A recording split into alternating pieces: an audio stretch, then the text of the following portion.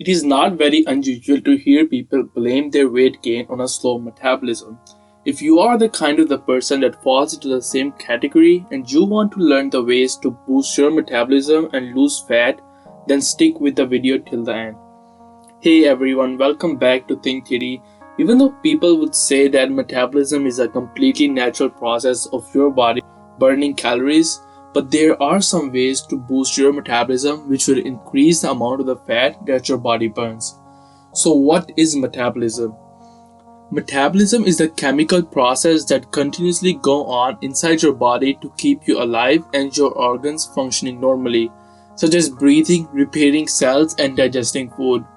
Basal metabolic rate, pronounced as BMR, is the minimum amount of the energy that your body needs to carry out these chemical processes. And a slow metabolism generally means a slow BMR.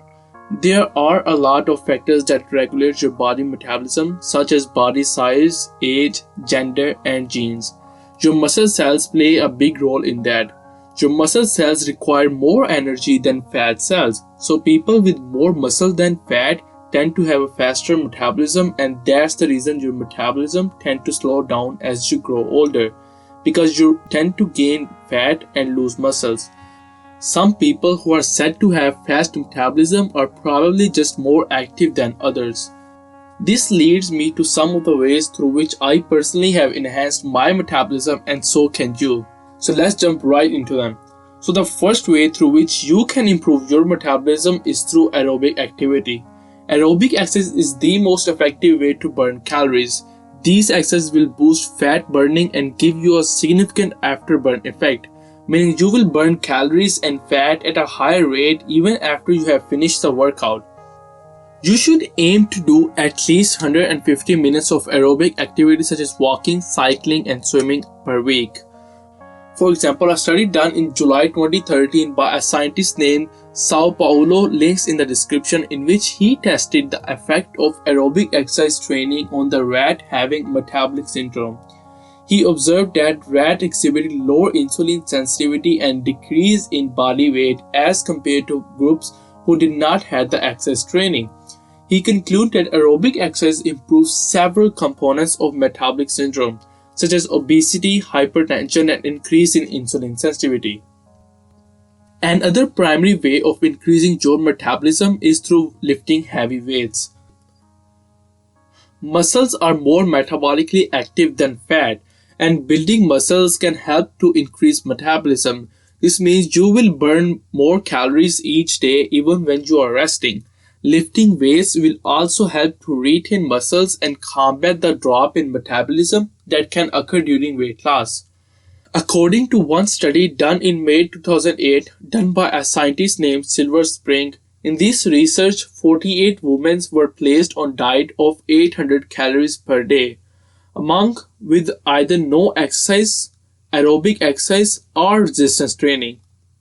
After the diet, the women who did the resistance training maintained their muscle mass, metabolism, and strength. The other lost weight, but also lost muscle mass and experienced a decrease in metabolism. Another efficient way of building up your metabolism is by drinking coffee. Studies have shown that caffeine in coffee can boost metabolism by 3 to 11%. Just like green tea, coffee also promotes fat burning. There are many biologically active substances found in coffee beans that affect metabolism, such as caffeine, theobromine, theophylline, and chlorogenic acid. But caffeine is the most important, which works by blocking an inhibited neurotransmitter called adenosine, which is a sleep hormone. This way, coffee makes you feel more energized and awake. If you want to know more about coffee, how does it work, its benefits and disadvantages, and some recommendations about drinking coffee, then definitely check out my previous video right here. Coffee effects on metabolism and fat burning also contributes to successful weight loss and maintenance. Another important factor which most of people tend to forget is getting a good night's sleep. Lack of sleep is linked to a major increase in risk of obesity. There are a lot of negative effects of sleep deprivation on metabolism.